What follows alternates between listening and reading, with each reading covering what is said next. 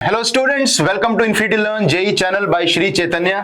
और आज मैं और मृत्युंजय सर एक बहुत ही इंपॉर्टेंट टॉपिक आपके लिए लेकर आए हैं। बहुत इंपॉर्टेंट डिस्कशन हम लोग सर आज करने वाले हैं। जनवरी का जो पेपर आने वाला है उसमें बहुत ही कम दिन अब बचे हैं, अप्रोक्सीमेटली एक हफ्ता बचा है।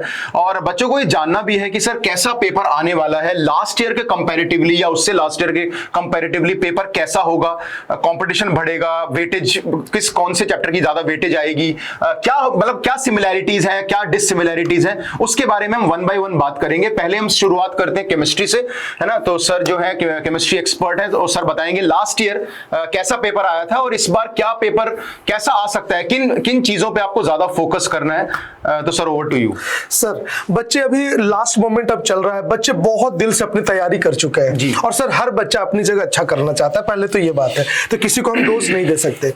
बट हो क्या रहा है, हर बच्चा कई बार पूछता है कि सर कौन सा चैप्टर इंपॉर्टेंट है, किसका वेटेज ज्यादा है। जैसे पहले पूछा, अब तो पिछले कुछ सालों के पेपर से सर केमिस्ट्री में पर्सनली देख रहे हैं कि इनऑर्गेनिक और ऑर्गेनिक का वेटेज थोड़ा ज्यादा हो जा रहा है मेंस में। फिजिकल हाँ, और फिजिकल न्यूमेरिकल वाले पार्ट में ज्यादा आ रहा है। ठीक है, तो ये थोड़ा सा हो रहा है और फिजिकल केमिस्ट्री के पोर्शन थोड़ा कम हो रहा है, बट ये सिर्फ मेंस में हो रहा है, एडवांस में नहीं। तो मेंस में, और ऐसा सर क्यों हो रहा है, क्योंकि मैथ में आप जब बताइएगा, मैथ और फिजिक्स में चैप्टर्स नहीं हटे हैं ज्यादा। केमिस्ट्री में सर 9 चैप्टर हट गए, जिसमें इनऑर्गेनिक के कुछ वेटेज था। तो एक उसके बाद से मेंस का मैंने प्रोपोर्शनल देखा है कि इनऑर्गेनिक और ऑर्गेनिक का वेटेज काफी बढ़ रहा है। पिछले सर पेपर इतना ज्यादा रैंडम है, आप भी बात कर रहे थे कि इवन एक चैप्टर ऑर्गेनिक से 2-3 सवाल एक शिफ्ट में आ जा रहे हैं। मतलब ऑर्गेनिक के भी प्यूरिफिकेशन से 2-3 क्वेश्चन एक ही शिफ्ट में आ गए। तो बहुत ही ज्यादा अनबैलेंस पेपर आया है और एनटीए को कहीं ना कहीं, जेई को छोड़िए, मेडिकल में भी आपने देखा है बहुत बुरा। तो मुझे लगता है सर इस बार पेपर मुझे लगता है काफी अच्छा होगा। इस बात पे और आएंगे। फिर आप थोड़ा मैथ के बारे में बताइए, क्या चेंजेस आया है। बिल्कुल, मैथ्स में सर हमें पता है कि 2022 से अगर हम बात करें 2023 है, तो पेपर बहुत डिफिकल्ट आया था। इनफैक्ट काफी ज्यादा कुछ सारे ऐसे सवाल थे जो एक्सट्रीमली लेंदी होते हैं और एडवांस लेवल के भी होते हैं, कई बार एडवांस के भी ऊपर निकल जाते हैं। तो मैथ्स में ये ट्रेंड देखने को मिला था अंटिल 2023। अच्छा, फिजिक्स केमिस्ट्री और फिजिक्स में डेफिनेटली थोड़ा पेपर मतलब एक नॉर्मल लेवल का था, बट मैथ्स में बहुत हाई लेवल का था, कट ऑफ भी नॉर्मल जाती थी। बट हमने लास्ट ईयर क्या देखा, आपको पता ही सर, जनवरी में और अप्रैल में, अप्रैल का पेपर हालांकि फिर भी अच्छा था, जनवरी में फिर भी कुछ शिफ्ट्स आसान आई थी। तो आपने देखा कि ड्रास्टिकली परसेंटाइल बहुत हाई चली गई थी, 230 के आसपास चली गई थी। लेकिन अप्रैल में हमें लगा कि नॉर्मल हो जाएंगी चीजें। अप्रैल का पेपर अच्छा पेपर था, मतलब एक बैलेंस्ड पेपर दिया था अप्रैल में, लेकिन स्टिल बच्चों ने अच्छा परफॉर्म किया, 190 या 200 के ऊपर 99% आई। तो मुझे ऐसा लगता है सर इस बार जो पेपर आने वाला है वो 2024 जैसा ही आएगा। अप्रैल अटेम्प्ट जैसा आ सकता है, जनवरी तो मैं नहीं कहूंगा, अप्रैल जैसा आपने बोला कि नीट में क्या हुआ या कुछ ना कुछ एनटीए के लिए थोड़ा सेटबैक तो है ही। तो मुझे लगता है कि वहां पे एनटीए वाले भी कोशिश करेंगे कि एक बैलेंस्ड पेपर आए, और मुझे लगता है पेपर थोड़ा अप्रैल अटेम्प्ट जैसा आएगा, बैलेंस्ड आएगा। लेकिन क्योंकि बच्चों का नंबर ज्यादा है, बच्चों की तैयारी बहुत अच्छी है, तो 99 परसेंटाइल के लिए वही बच्चों के लिए 190-200 नंबर जो है लाने पड़ेंगे मोस्ट ऑफ द शिफ्ट्स में। कोई शिफ्ट हो सकता है बहुत ज्यादा डिफिकल्ट आ जाए तो 170 तक चला जाए, या बहुत इजी आ जाए तो 210-215 तक चला जाए, but on an average 190-200 number चाहिए होंगे। सर एक बात मैं और यहाँ कहना चाहूंगा, जैसे हम लोग बार बार मेंस और एडवांस की बातें करते हैं, तो सर दोनों का सिलेबस तो एक ही है। एडवांस इसलिए है कि उसके क्वेश्चन पूछने का पैटर्न थोड़ा अलग है, कॉन्सेप्ट एक ही है बट पूछने का अंदाज अलग है। तो सर मेंस को भी अगर एनटीए अच्छा करना चाहे तो मुझे अगर मैच द कॉलम थोड़ा बढ़ा दे, थोड़ा सा सर्सन रीजन बढ़ा दे, ऑब्जेक्टिव ही रखे बट सर्सन रीजन बढ़ा दे, मल्टीपल चॉइस तो मेंस में नहीं आएगा, बट हाउ मेनी सर उसको 4 ऑप्शन डाल दे, 10 और पूछ दे इसमें कितने सही है।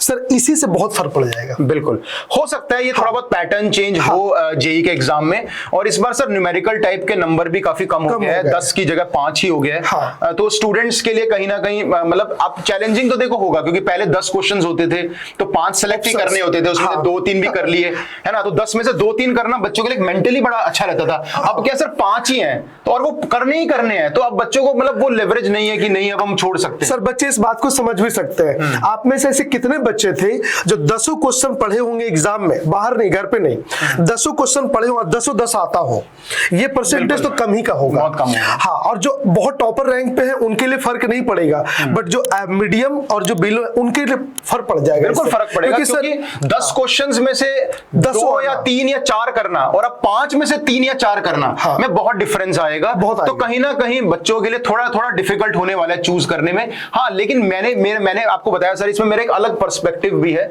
वो पर्सपेक्टिव ये है कि पहले 10 क्वेश्चंस एनटीए देता था मैथ्स में स्पेसिफिकली, तो वो ना उसको पता है बच्चों को 5 ही करने हैं, तो वो 5 लेंदी डाल देता था। अच्छा, ताकि बच्चे का क्वेश्चन सिलेक्शन भी चेक हो जाए। अच्छा, तो बहुत लेंदी या टफ सवाल डाल दिए, अब उसमें से 2-4 बच्चों ने कर लिया। अब लेकिन वो चीज मुझे लगता है एनटीए नहीं करेगा, तो वही होगा, कंपटीशन बढ़ेगा, क्योंकि 5 क्वेश्चन अगर थोड़े इजी भी आ गए तो बच्चा थोड़ा सा मतलब जो तैयारी वाला बच्चा होगा उसके लिए। सर मैथ का तो मैंने भी अपना पर्सनली देखा है कि मैथ में क्वेश्चन भले इजी भी पूछे हो, कैलकुलेशन बढ़ा दो, दिमाग खराब हो जाता है। तो ये मैथ, बट केमिस्ट्री में क्वाइट अगर मैं जाऊं तो मुझे लगता है ये एंगल सिलेक्शन मायने रखेगा, बट टॉपर्स के लिए नहीं। मुझे लगेगा जहां पे जैसे 10 में 10 आना ये बड़ी बात है, और अब 5 में से 5 करना 100% एफिशिएंसी सर, तो ये तो एडवांस वाली स्ट्रेटजी हो गई कि जो आता है परफेक्ट आता है। तो यहाँ पे थोड़ा सा फर्क पड़ेगा कट ऑफ में, बट मुझे लगता है टॉपर जोन में उतना नहीं पड़ेगा, तो मीडियम और लोअर जोन में काफी फर्क पड़ेगा, इससे मुझे ऐसा लगता है। बिल्कुल, क्योंकि बच्चों के लिए थोड़ी दिक्कत आएगी। जो पहले ऑप्शन मिलते थे वो ऑप्शन बच्चों को नहीं मिलेंगे। अब 5 में से आपको 5 करने हैं, भी नहीं कि छोड़ देने हैं कुछ, अब कोई ऑप्शन नहीं, आपको तो मेंटली थोड़ा इंपैक्ट डालेगा कहीं ना कहीं। लेकिन मुझे लगता है सर अभी भी बच्चों को ऑब्जेक्टिव क्वेश्चंस पे ही ज्यादा फोकस करना है। जो 20 सवाल आपके एग्जाम में आएंगे फिजिक्स केमिस्ट्री मैथ में, उसको मेन देखो। जो 5 सवाल आएंगे हो सकता है कि क्योंकि न्यूमेरिकल होते हैं, हालांकि अब तो रिस्ट्रिक्टेड हो गया है तो लेवल शायद उतना ज्यादा ना हो, बट फिर भी न्यूमेरिकल टाइप में क्वेश्चन थोड़े लेंदी भी आ जाते हैं कई बार। तो आप बिल भी अपना जो फोकस रखना पेपर में ऑब्जेक्टिव पे रखना, उसको मैक्सिमाइज करना। और एनटीए सर अपने इमेज को अगर ठीक करना चाहेगा तो क्वेश्चन का टफ पूछना उसकी नियति नहीं होगी, वो कर ही नहीं सकता, ट्रिकी करेगा, पैटर्न थोड़ा बदलेगा। और केमिस्ट्री में सर क्वेश्चन ट्रिकी बनाना बहुत आसान है, बिल्कुल, एक कॉन्सेप्ट को दूसरे कॉन्सेप्ट से मर्ज कर दो, ऑब्जेक्ट, इसीलिए इनऑर्गेनिक ऑर्गेनिक का वेटेज बढ़ जाता है। कई मेंस ऑब्जेक्टिव क्वेश्चन, फिजिकल तो मुझे लगता है सर मोस्टली न्यूमेरिकल में आएगी थोड़ी बहुत, है ना, और थोड़ा ऑब्जेक्टिव में आएगी।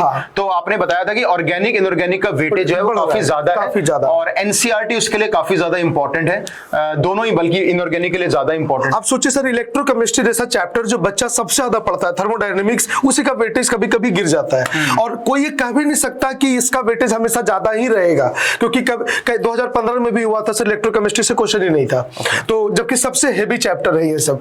तो बच्चे आप सारे चैप्टर्स को भी पढ़ो, मेंस के लिए तो कतई किसी टॉपिक को मत छोड़िए।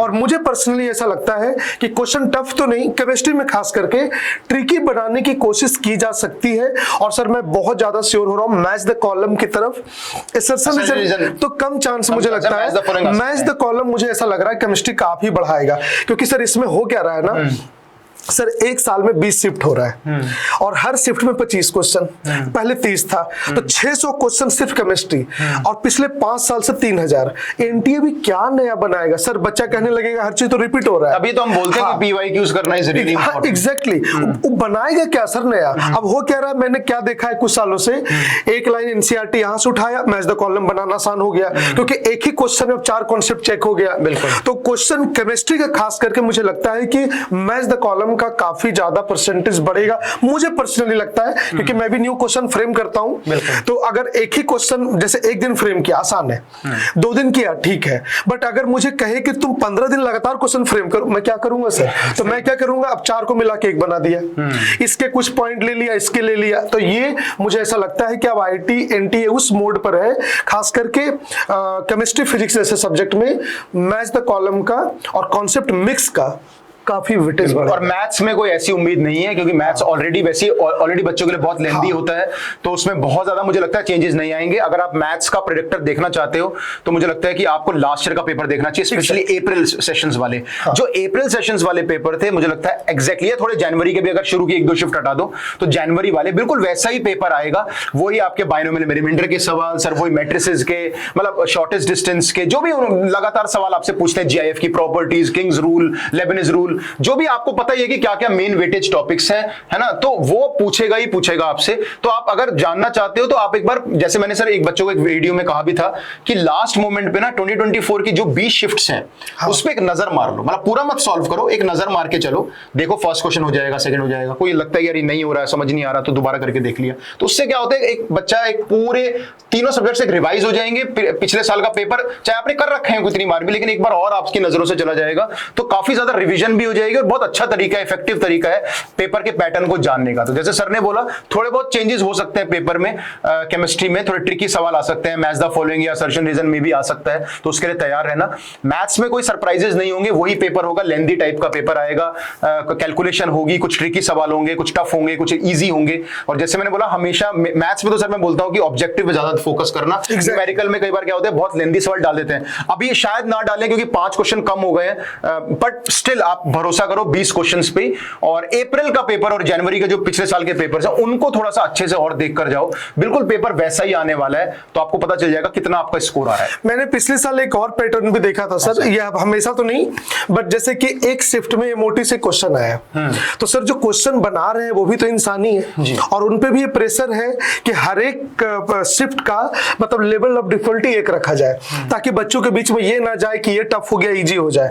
तो मैंने क्या देखा सर, बड़ी बारीकी से मैंने ऑब्जर्व किया था, जैसे एक में मोटी से क्वेश्चन आया, तो कोई बैलेंस करने के लिए दूसरे पे शिफ्ट में भी वो क्या कर रहे हैं, मोटी से ही मिलता जुलता एक सवाल एडअप कर रहे हैं। तो ये मैंने कई बार देखा है, नॉट एवरी टाइम, बट मैंने देखा है कि अगर जैसे आप लकी हैं कि आपका पहला शिफ्ट नहीं है, तो उसका पेपर जरूर देखिएगा, हमारे चैनल पे सॉल्यूशन भी होगा, उसको आप देखिएगा, और उस जिस एरिया को टच किया गया है उसको मॉड्यूलेट करके थोड़ा सा दूसरे में पूछा जाता है। ये मेरा पर्सनल ऑब्जर्वेशन भी रहा है, शायद वो पेपर को बैलेंस करने की कोशिश करते हैं।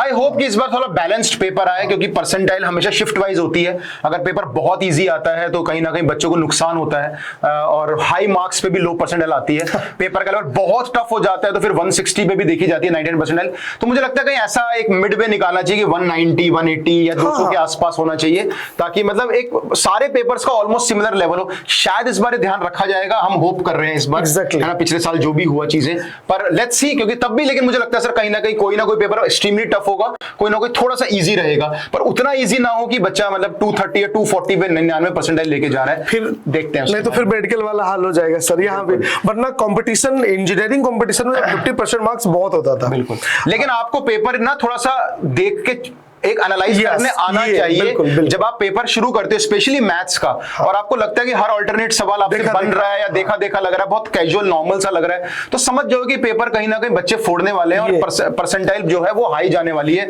मतलब 98 परसेंटाइल के बहुत हाई मार्क्स जाने वाले हैं। तो वहां पे आपको थोड़ी सी स्पीड जो है वो बढ़ानी पड़ेगी।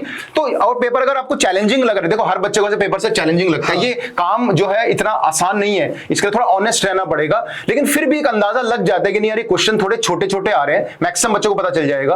तो वहां पे थोड़ा सा अपने आप को ध्यान रखना कि यार ये वो गड़बड़ वाला शिफ्ट है। सर ये बहुत अच्छा पॉइंट बोला, इसे क्रिकेट के एग्जांपल से देख सकते हैं। सपोज एक टीम गई ऑस्ट्रेलिया से खेलने, सबको पता ऑस्ट्रेलिया में बॉलर बहुत अच्छे हैं, बट हर बॉलर पे रन बन रहा है, इसका मतलब है भाई तुम्हारे पे भी बनेगा। तो थोड़ा सा ये आपको एनालिसिस होना चाहिए, तो इसका मतलब बैटिंग पिच अगर है, ऑनेस्ट एनालिसिस, ये नहीं कि यार मेरा पेपर है तो बस बाय डिफॉल्ट यार तो टफ ही है। बच्चों को आदत होती है कि यार मेरा पेपर आया तो टफ ही होगा, तुम्हें आसान लग रहा है, ऐसा नहीं करना। थोड़ा सा मॉक टेस्ट दो, थोड़ा रियलिस्टिक एनालाइज उसको करो, ताकि आपको एक्चुअली में पेपर के दिन पता चल जाए कि पेपर का लेवल क्या होने वाला है। तो वो थोड़ा सा प्रैक्टिस से ही आएगा, ऐसे बोलने से नहीं आएगा। और सर एक आखिरी चीज बच्चों के लिए मैं जरूर बोलना चाहूंगा कि बच्चों अब ये एनालाइज मत करो क्या छूट गया क्या रह गया। इतना मुझे पता है कि जितना भी आप पढ़े हो बिना निगेटिव किए अगर आप उसको प्रॉपर एग्जीक्यूट कर गए तो भी आप बहुत रिस्पेक्टेड स्कोर पे आ जाओगे। बिल्कुल। तो आप 100% एग्जीक्यूशन की तरफ रहिए, पेपर जैसा होगा सबके लिए होगा, और तो इस पे ज्यादा दिमाग ना लगाए, जो आपकी जो स्ट्रेंथ है बस उसको आप एग्जीक्यूट करने की कोशिश, और पेपर सॉल्व करने की एक प्रॉपर स्ट्रेटेजी बनाओ, किस सीक्वेंस में पेपर करना है, कितना टाइम देना है, कौन सा क्वेश्चन करना है, कौन सा छोड़ना है। अगर 2-3 मिनट में आपको इरिटेशन होती है क्वेश्चन करते करते, स्पेशली कैलकुलेशन वाले, तो उसको कहां छोड़ देना है, इमोशनल नहीं होना है। तो ये छोटी छोटी बातें हैं जो अपने आप को अपने इनकॉर्पोरेट कीजिए अपने लाइफस्टाइल में। जब आप सवाल रेगुलरली लगाते हो तो आपको एक एंड तक सॉल्व किया करो क्वेश्चंस, उससे कैलकुलेशन भी स्ट्रांग बनती है। तो छोटी छोटी बातें उनका ध्यान दो, रेगुलरली मॉक टेस्ट दो, एनालाइज करो, करो, और जो हम यहाँ पे सेशंस ले रहे हैं, अभी मैराथन सेशंस आगे आने वाले हैं, फॉर्मूला सेशंस वगैरह हैं, है ना, तो वो सब आपको यहाँ पे अटेम्प्ट करने हैं। तो सर मिलते हैं अगले किसी और वीडियो में, तब तक के लिए bye. Thank you so much students, and do share this session and please subscribe to infinity Learn JEE channel. Thank you, bye.